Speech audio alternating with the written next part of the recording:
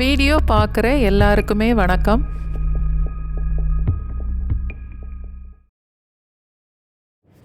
கருப்பு கவுனி அரிசி வச்சு இன்றைக்கி ஒரு பாயாசம் செய்து பார்க்கலாம்.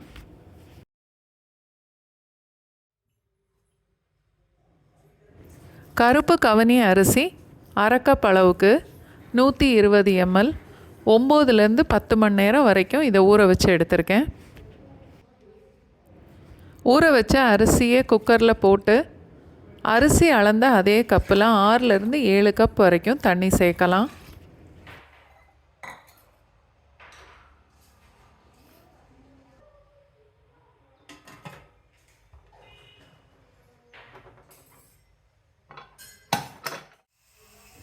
அடுப்பு மீடியம் ஃப்ளேமில் வச்சுட்டு குக்கரில் 12லேருந்து 14 விசில் வரைக்கும் வைக்கணும்.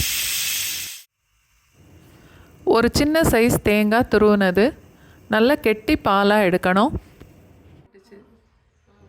ஒரு பாத்திரத்தில் அரை கப் அளவுக்கு தண்ணி ஊற்றிட்டு 1.5 கப் அளவுக்கு வெல்லம் சேர்த்து 180 ml அந்த வெல்லம் கரையிற வரைக்கும் கொதிக்க விடணும். அதோட ஒரு அரை ஸ்பூன் ஏலக்காய் தூளும் சேர்த்துக்கலாம். நல்லா கொதித்து வெல்லம் கரைஞ்சதுக்கப்புறம் அடுப்பை ஆஃப் பண்ணிடலாம்.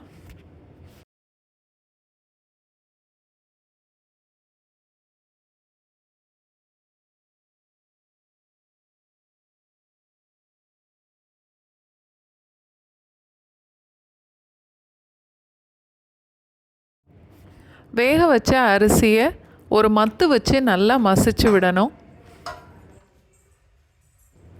ஹேண்ட் பிளெண்டர் இருந்ததுன்னா அதில் கூட மசிச்சுக்கலாம்.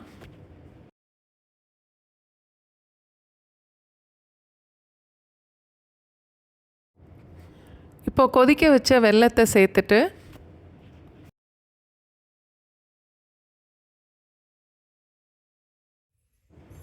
அதோட கொஞ்சமாக உப்பும் சேர்த்து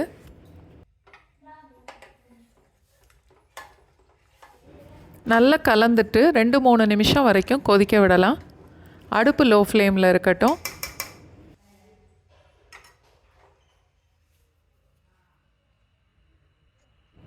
தாளிக்கிற கரண்டியில் 2-3 டேபிள் ஸ்பூன் அளவுக்கு நெய் சேர்த்துட்டு 2 டேபிள் ஸ்பூன் முந்திரி பருப்பு, பொடிசாக வெட்டின தேங்காய் 2 டேபிள் ஸ்பூன்,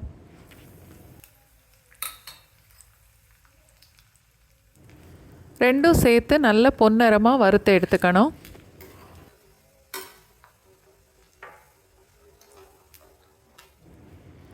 கவுனி அரிசியும் வெல்லமும் சேர்ந்து 2-3 நிமிஷம் கொதித்ததுக்கப்புறம் கெட்டியான தேங்காய் பால் 1.5 கப் அளவுக்கு இருக்குது. அதை இப்போ இதோட சேர்த்துட்டு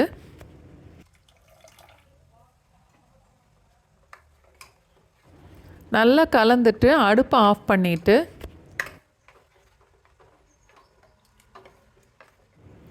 பாயாசத்தை அப்படியே ஒரு பவுலில் மாற்றிட்டு வறுத்து வச்சுருந்த முந்திரி பருப்பும் தேங்காயும் இப்போ இதோட சேர்த்துடலாம்.